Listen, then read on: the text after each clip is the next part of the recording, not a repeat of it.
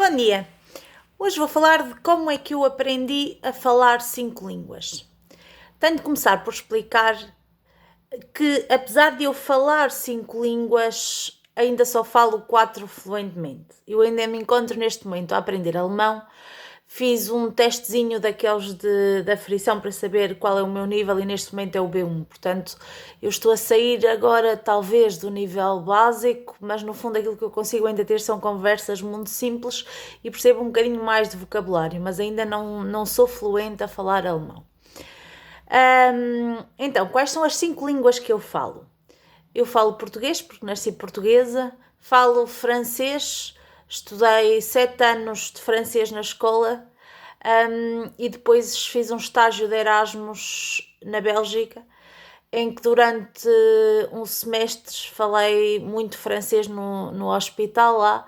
Mais tarde, passado 10 anos, voltei lá a dar aulas em Erasmus, também uma semana, em que voltei a falar francês e, portanto, o francês é uma das línguas em que eu tenho, na realidade, algum conhecimento, em que eu me consigo expressar bem e aquela em que estudei mais formalmente, sem contar com a minha língua materna.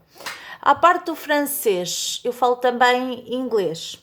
Eu estudei 3 anos de inglês na escola e depois a maior parte das coisas que aprendi foi através da leitura de livros, sobretudo Jane Austen, de ver filmes e séries da BBC e muito do contacto que tive com pessoas durante viagens e mais tarde com o loiro, porque nós falamos sempre em inglês, é a língua que nós os dois temos em comum no mesmo nível e, portanto, escrevemos mensagens, chateamos, tudo em inglês. Às vezes falamos um bocadinho de português ou alemão, mas é só quando é na brincadeira, tipo para estar a chatear o outro, mas por norma falamos entre nós sempre em inglês. E à parte destas 3 línguas, eu aprendi espanhol. Tive aulas de espanhol 2 anos fora da escola, numa escola de línguas, a Royal School, e fiz exames para a Espanha. Passei no exame de espanhol, chumbei no exame de matemática e por isso acabei por não ir para lá estudar, mas falo e escrevo espanhol.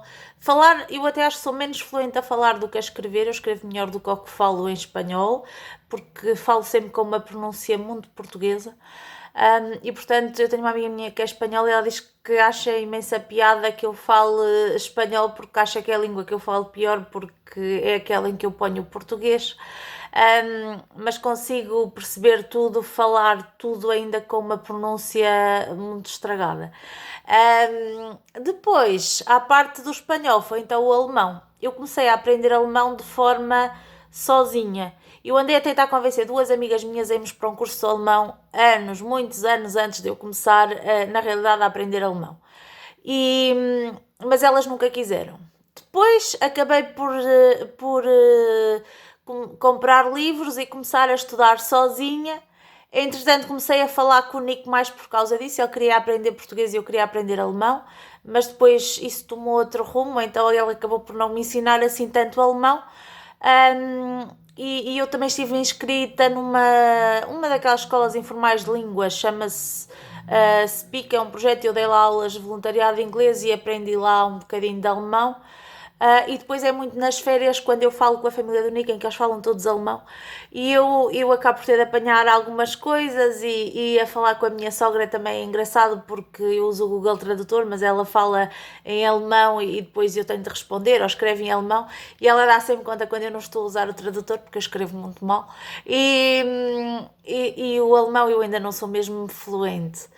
Além destas línguas todas, eu estudei um bocadinho de finlandês, porque a dada altura eu estava para ir de Erasmus para a Finlândia, depois acabei por ir antes para a Bélgica porque não foi possível, mas tive aulas de finlandês.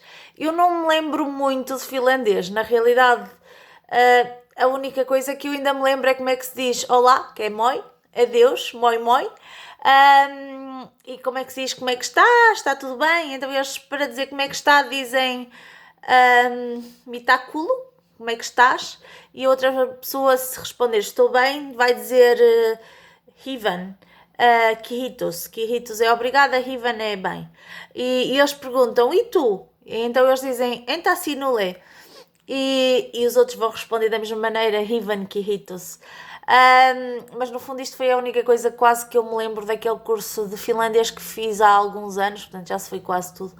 E é coisa com línguas, é nós aprendemos, mas depois se não usarmos muito, acabam por esquecer.